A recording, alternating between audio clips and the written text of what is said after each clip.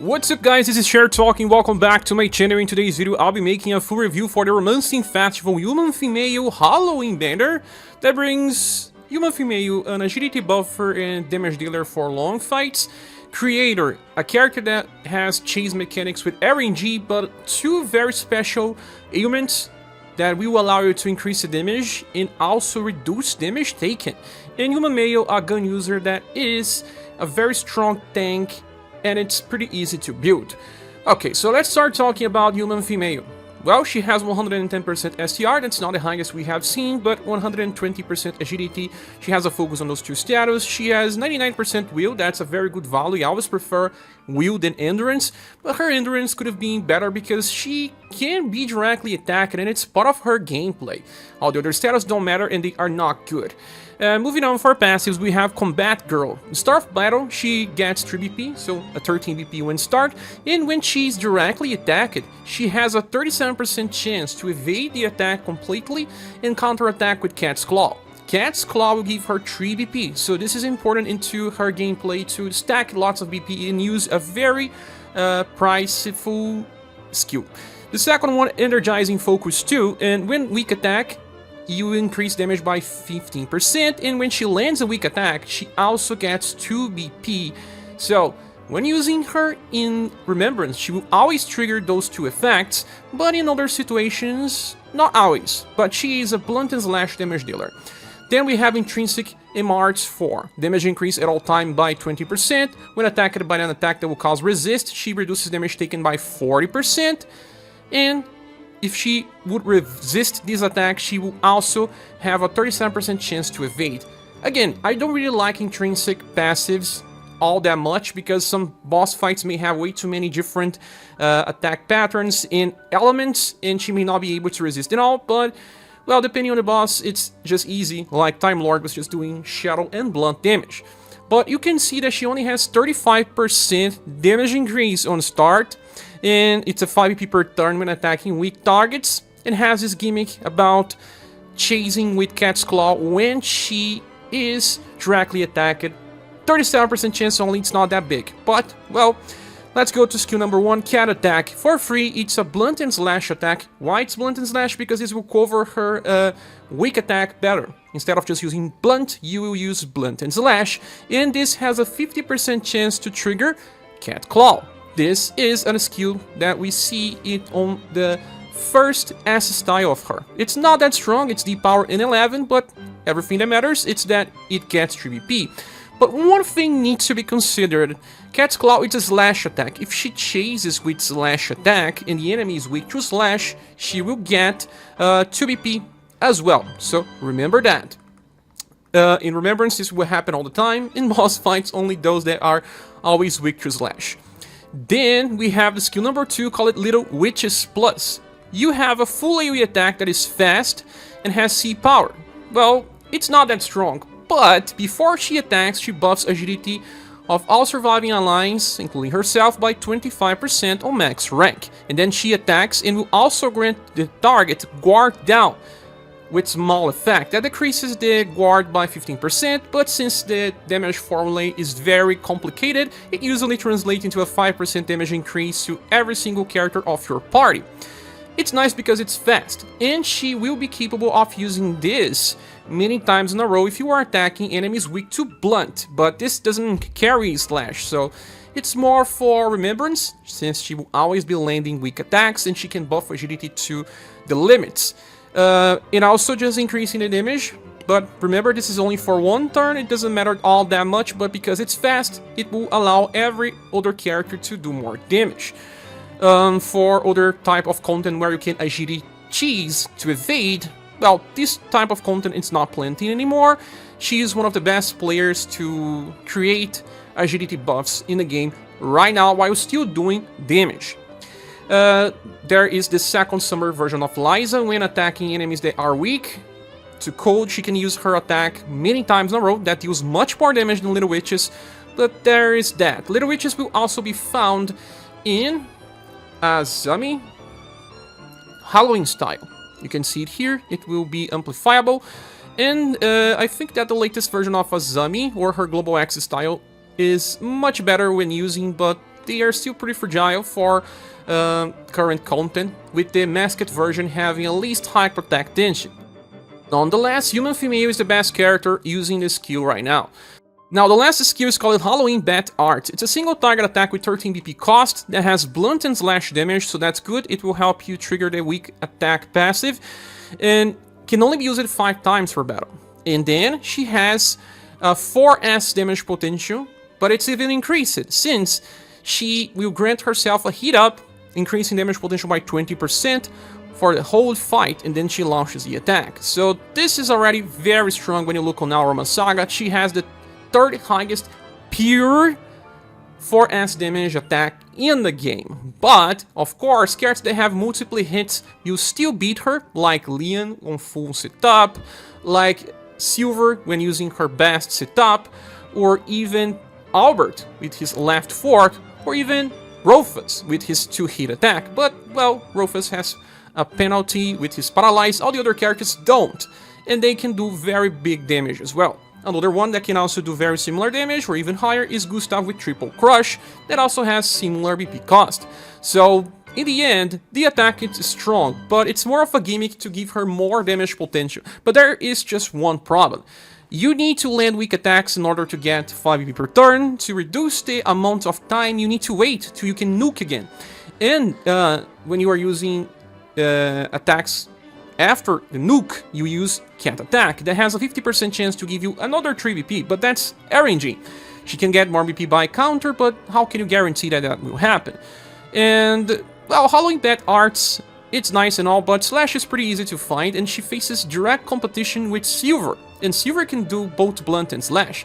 In her UDX style, if you want to do Blunt, just use her Sia Rolling Dragon Kick, that gives her morale up 50% damage increase. That means that the damage will feel like 4S already, and she has a Chase, that I know it's Blunt and Lightning, sorry, Cold and Lightning, but it still deals very good damage even if the enemy resists. And if you want Slash damage, you can go and inherit from her Platinum style Vandalize Plus, that has 3 hits with B power, that also deals similar damage output to 4S, and she has the Chase attack that will just increase the damage potential of the character. So, she has a direct competition with Silver, and Silver is still the best character because she has simple damage reduction passives coming from High Protect Tension and Dragonheart, and her damage is much better when considering the cycle. She does not rely on RNG to give lots of damage. She will just use Sia Roaring Dragon Kick and then Lightning Fist, and then go back to Sia Roaring Dragon Kick in 2-turn cycles,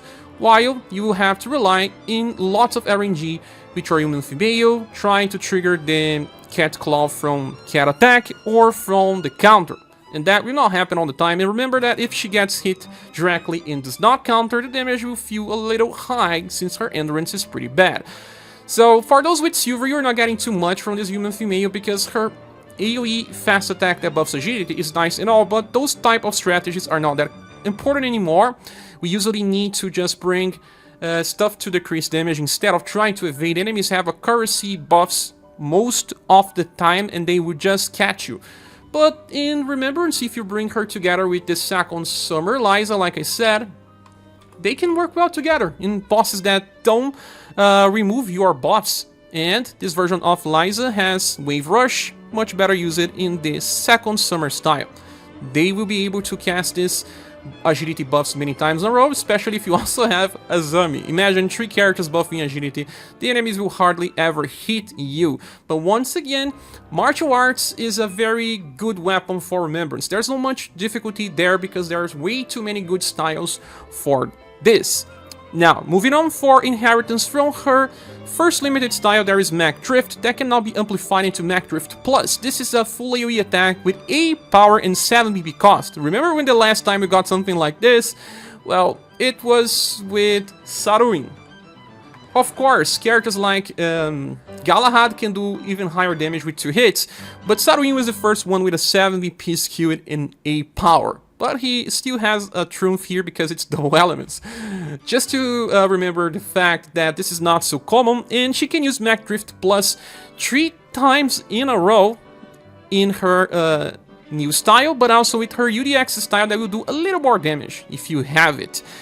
Now, for other inheritances, the best one will be Wrecking Glass, because this is a triple S attack with both Blunt and Slash, so again, it will cover both grounds, and it buffs her agility by 25% on max level. Comes from her UDX style, and this is the only thing that you have access once you run out of Halloween Bat arts. But again, 5 times, it's kind of a lot, and I don't know, it will only matter in fights where you last more than 10 turns, because by then, you already used all your 5 stacks of Halloween Bat arts. Now, if you do not have any other limited version of her, you can just go for the S style and just get Stone Plus. It's okay, it's a triple S attack in Remembrance Battle. Once you use all of your stacks of Halloween Bat arts, it's something that will just work. Human Female is a good style because of that damage potential and, well, having access to agility buff. But once more, it's a character that's easy to skip because the gameplay mechanic, it's not that important, and she clashes with the biggest nukes we have right now. Hence why she's gonna take an SS Plus grade, and it's an easy character to skip. As for future styles, JP just got a recent style of Human Female, and this one is very nice. It makes that Little Witch's attack kinda irrelevant since she gets a single target attack that buffs medium values. That means up to 30% for both STR and agility. And she gets 5 VP per turn and also buffs STR and agility every turn. So if you wanna skip this Human Female, it's kinda easy. You have a better version in the future, but it will take at least 8 months to appear unless they speed up things a lot. So, well, it's something to consider. And the next character is Human Male, and he's a tank that uses guns. With very good status distribution, 110% endurance, so physical attacks won't hurt him much. His will is 100%, that's good enough. His dexterity 111 for a tank, he can pack some good damage, and agility is 99%, could have been much worse for a tank. The other status don't matter much, so let's move to passive. The first one is called Candy Revenge. When he is directly attacked, he will reduce damage, it seems to be by 35%. And he will counter with Candy Bazooka Fire. This is a skill that has deep power and hits between 1 to 3 times.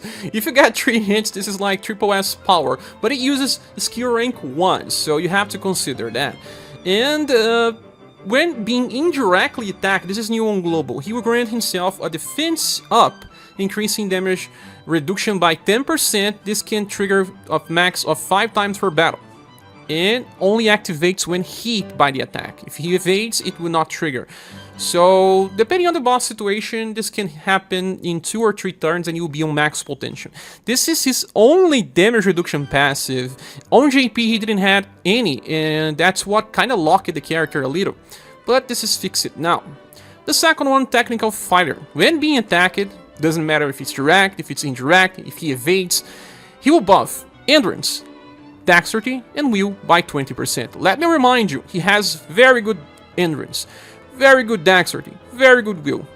So he will buff all of this by 20%. If you are in a fight where there are multiple enemies, or enemies that attack multiple times, he's gonna stack this so much that he's not gonna die easily. And this is just the same thing that happens with Strumnikin, and the reason why he can solo some content, and he's a Platinum style. But look on the Endurance of Strumnikin. Look on his Will. It's pretty bad, right? And Strumnikin can solo. So, imagine with higher status what would happen.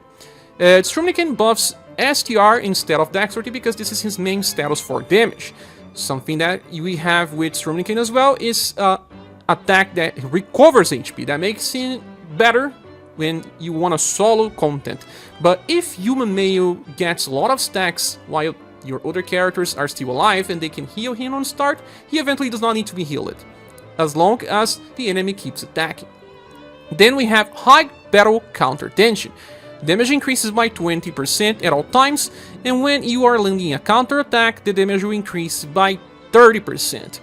And he starts the fight with 11 BP. He does not need this anymore because they changed the BP cost of his third skill, but it's interesting to have at least 20% damage increase. It's the only thing he has access to, and the counter will do a little more damage, and like I said, it hits between 1 to 3 times. After he stacks lots of dexterity buffs, this will do a lot of damage.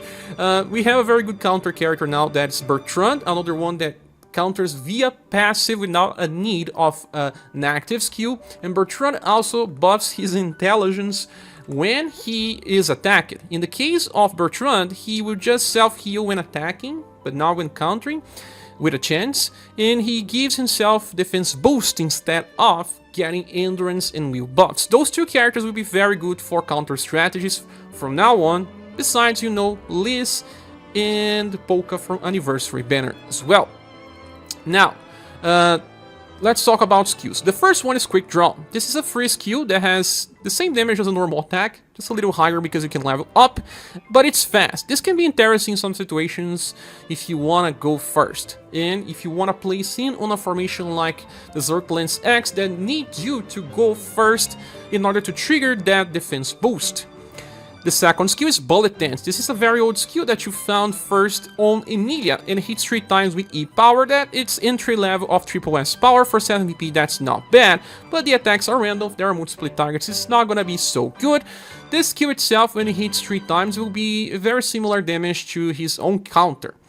Then the third skill is Bomb Launcher. For 10 VP, you have attack that has D power. That's the same as his Kenji Bazooka Fire.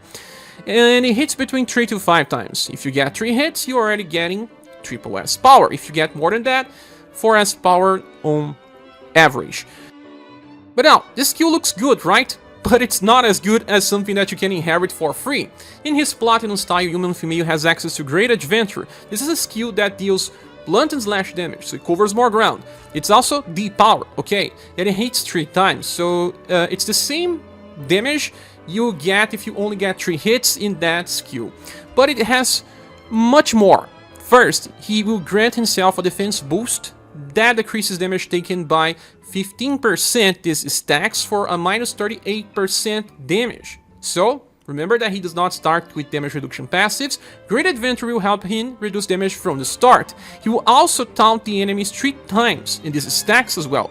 So this is everything he wanted. You can just use him on a position in a formation that draws more aggro, increase that even further because of Great Adventure, decrease damage taken and be more hit by enemy attacks to trigger his endurance, dexterity and will buffs.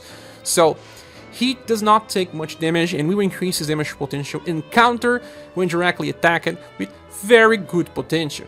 The thing is, he still faces competition with Mask, because Mask is a character that has access to Great Adventure as well, from his first limited style, and he also has very good damage reduction. So Mask has something over Human Male. He can heal the party when he reaches overdrive, and he reaches overdrive usually every 2 turns because of how many times he can get hit. So you have 2 roles of a tank guard and also a healer, while your Human Male will just do plenty of damage while also being very, very hard to kill, even harder to kill than Mask, if you play him right. So there's competition here, and also versus Bertrand, because Bertrand can also be used even if you are not hitting the enemy weakness. Remember that Bertrand does double elemental damage, so it's easier to find middle ground with neutral damage, while the damage here from Human Male is just blunt, at least from the counter attack. Great Adventure has both blunt and slash. As for other inheritances, I can say that they don't work as well as Great Adventure, but from his S style there is Hand Grenade that can now be amplified into Hand Grenade Plus. That is a C power attack with 17 mod. It's actually pretty strong for the cost, and we can even look on Leon, for example. He has this skill called Random Shot that is weaker and has a 5 EP cost. Just so you know, the power creep in this game happens more when considering BP cost than damage. So, besides that, nothing really matters. He's just a tank that draws more enemy attacks, reduces damage taken by a lot, and becomes very strong for counter damage, and he barely dies. So, a very nice character that has a place in the meta as a very good tank, real tank, but he does not bring extra utilities, like I said, in the case of Mask, that can heal, or even Polka. Polka can also taunt when he uses Steel Blade Phoenix, and if you're using him right with Rag Robin, you will also counter, and that is with a line. So Rag Robin is still a character that is considered OP tier because of his damage potential. He also buffs STR when being attacked, and he will heal the party. And there is also Chef Polka that can heal more often, and he's also pretty defensive, but not a really good counter. But, well, as a tank, he still works. It's a direct competition. But Polka is considered OP tier, while UniverSe will receive a triple S grade. Still easier to skip because of you can still run the other tanks in the party and you will win anyway. This is just a different character to use, and he will help with Gun Remembrance, because in Gun Remembrance we barely have support, and you can just bring him to reduce the damage taken from your nukers, because there's barely heal options there. But still, I think it's a character that is really good, but people can skip if they decide to. Now, considering JP, there is a future style of him that I don't consider to be very good. It's kinda of a damage dealer, and he has a type of action switch where he gets more agility, more dexterity, more damage, more defense, but he just doesn't give enough. He does not self-buff like the current one. Then there is another style that just got recently released on JP that uses swords. So you can bring Great Adventure into this one if you want, and he's more of an AoE counter. He uses an active skill in order to trigger a counter with AoE damage. As you can see, it's both blunt and slash. And he also applies morale up for the party, while also buffing in a different way. He will just buff all allies in himself when attacking. So he doesn't directly crash with this current version of him, because one is more of a single target tank and this one is more of an AoE tank. And the last character is Creator, and they buffed this guy to do some very interesting stuff. His endurance is 88%, that's not bad. Will is 99%, a little better, and 100% agility. That's good. He could be even faster, considering that his latest style was even higher. Then his intelligence is 122%, he's gonna pack some good damage. For passes, we have Pumpkin Punishment. When landing an attack, he recovers 1 BP. This is important because he has 2 different chases. 50% chance to chase with horizontal pumpkins that will just do a horizontal attack with double S power, and as far as we know, it's just blunt damage. Vertical pumpkins, 50% chance to trigger, and that is a double S power attack with vertical damage. So, on average, if you have good RNG, you will chase with at least 1 attack per turn, but both can trigger, any can trigger, or none at all. The good thing is that you will also be getting the BP plus when you chase. But not just that, the second passive is called Defense Knowledge 2. When you attack, you grant yourself a defense boost. On JP, it's 20% damage reduction. It can be 25 on global, I'm not so sure. And it lasts for 2 turns, and it also stacks. That means that if he chases, he already has minus 36% damage on that turn if he chases once. If he chases more, he gets even more. And by turn 2, even if he does not chase, you have at least minus 36% damage. That means that is even higher than a high protect tension. And also, when attacking, he buffs all surviving allies' intelligence by 15%, including himself. So, it's a guarantee when he's attacking, and if he chases, he buffs again. Since, like I just said, the average is chasing at least once, you'll be buffing intelligence by 30% for free without having to use an active skill. And I have to say that this is very nice because, well, he is comparable to Blue in a way, and they can use it together, but there's some very important points.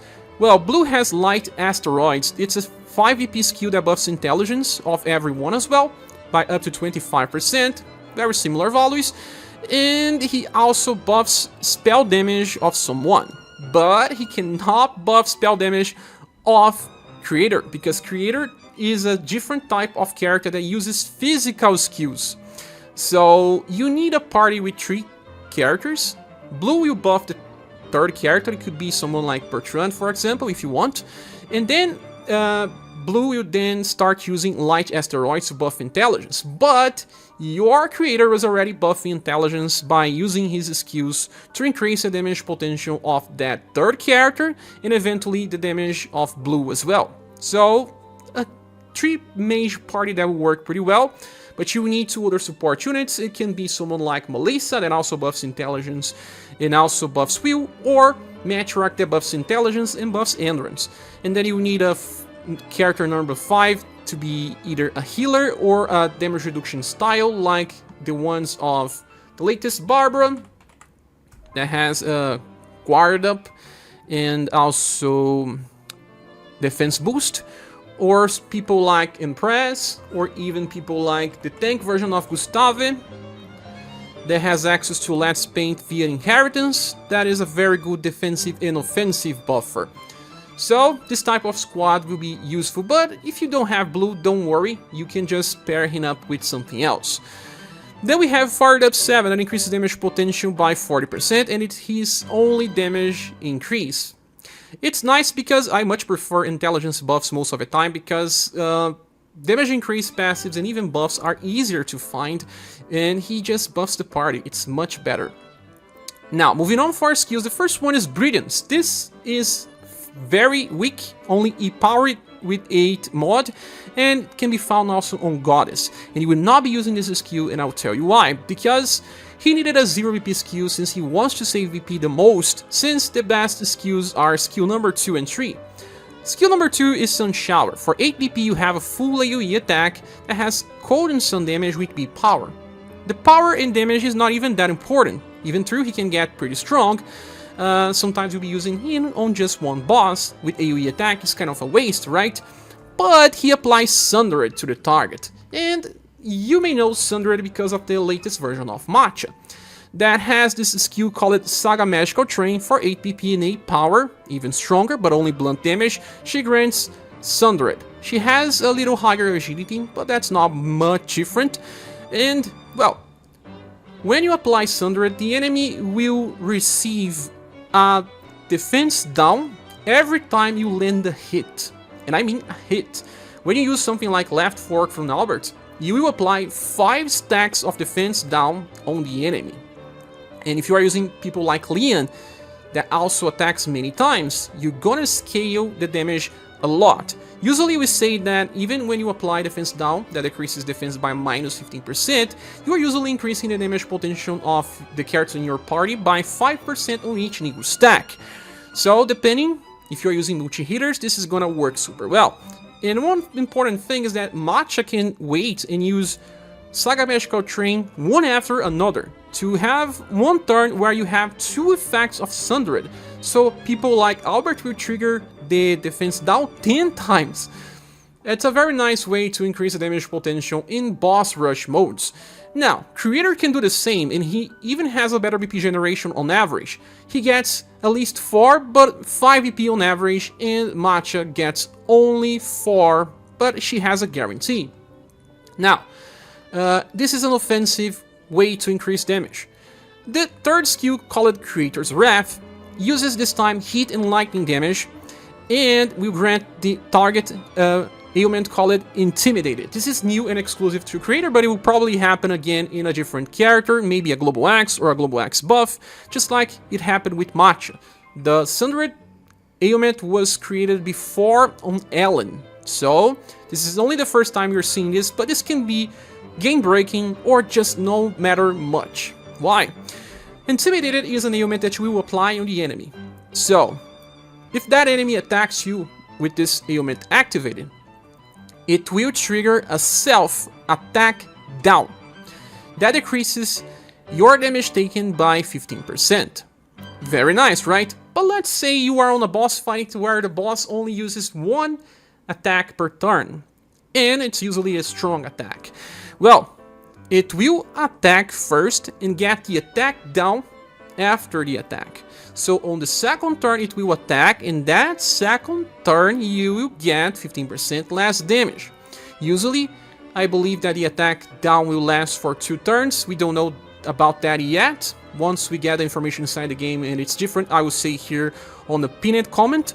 But it doesn't really matter much in these situations. But let's talk about a boss fight like Wayne and Dora, where you have 2 enemies attacking like up to 4 times or more in a turn. Or people like Time Lord that has a skill called Quadruple Strike. that hits 4 times. So, if you happen to trigger Intimidated, and this enemy attacks 4 times, you get 4 stacks of attack down. This is insane, right? Minus 60%. This is stacks. But again, it depends on the boss behavior, and that can be game breaking or just no matter at all. So it's a very nice mechanic that can be useful in hard challenges in the future. It seems like most bosses will attack multiple times instead of just once, so we can consider this a good mechanic for long fights. And you can also use Creator in a fight, like starting with, I don't know, you can start with Creator's Wrath if you want, or you can just start with normal attack and then use Creator's Wrath on the second turn, and then switch between Creator's Wrath and Sun Shower to have both offensive and defensive effects, or you can just double down and go for maybe 2 Creator's Wrath. I don't know if this stacks, we'll have to check this later. Sandra, it stacks. If you can stack Intimidated 2 times, it may be better to just try to keep using this if decreasing the damage is more important. So the character is good. Has an interesting mechanic while also being an offensive buffer for mage squads. Now, for inheritance, there's nothing that really matters here. From his ass style, you have access to Resurrect. This is a 3BP skill that also uses 1 LP that recovers HP and buffs endurance by up to 25% on max level. This is just so that Creator just heal himself without having to choose a healer to heal him. The other inheritances could work, but why? I mean, buffing intelligence will be good because he will increase the ailment chances, like confusion will work easier, even darkness, but no one uses darkness anyway. So, those things would matter in the right situations, but I don't think that it's important to mention here. The character has an interesting kit, and it works by itself. This guy will receive a triple S crate. Yes, I know, I have been saying this a lot, but it's because they are buffing these units to break the expectations and the meta. These characters bring new utility without really removing what we already have. It's a very interesting thing that I have to say will make people pull. As for the future, there is another version of Creator on JP that has a much better skill number 1 that buffs intelligence and recovers HP. Could be useful in the current. This has a nuke with 3 to 4 hits and C power.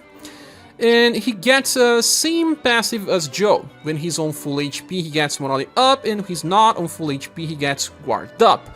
But when he gets to overdrive, he will always chase with this skill called Exercise. That is just single target and can attack between 3 to 4 times. This is very powerful. It's just the same skill as the third. And then if he's on full HP, he will use this skill Tembatsu, that is a full AoE. If he's not on full HP, he will use Glitter, that will recover his own HP and do damage. This is his skill number 1. See? If he's not on full HP, he tries to recover. If he is on full HP, he will just use an AoE attack. And he gets lots of different triggers for attack and defense boosts, so he can increase damage potential a lot on boss fights. The good thing is that you will be triggering some of these effects when using the skill number 3, Creator's Wrath, if that still becomes relevant for the future. So, getting the next Creator just adds and not replaces the current one. So, let's go back to the better image, and is this better worth summoning for? I have to say that, yes. Well, but with some reservations. First of all, are you happy with your tank? Like, Polka is good enough. Either with Rag Robin style or with Chef Polka style and Inheritance, he is just like very useful and will still be. But if you have difficulty on Gun Remembrance because of lack of support, then UMA will be very nice and he can use it to solo some content in the future. It will be for fun because it's not required. And Creator brings a new utility, and if you skip it Matcha, you can now finally use this mechanic, while also adding a different mechanic that may be more important. Decreasing damage taken from the enemy is really important to not die. UniverSe is nice and all with her agility buff, but she's a character that has lots of competition and it's not important in the long run. So I'll be giving this banner a silver award, while also having 2 very interesting styles. Depends on your expectations and if you skipped some characters and if you need what these characters offer. I will not be pulling yet, I will be waiting to see the performance of Creator, and I also don't have gens. But that's my opinion. What is yours? Please say here on the comment section. Thank you so much for watching this video. Please subscribe if you still haven't, and if you want to support the channel, there are links on the description. I hope to see you soon in the next one. Bye.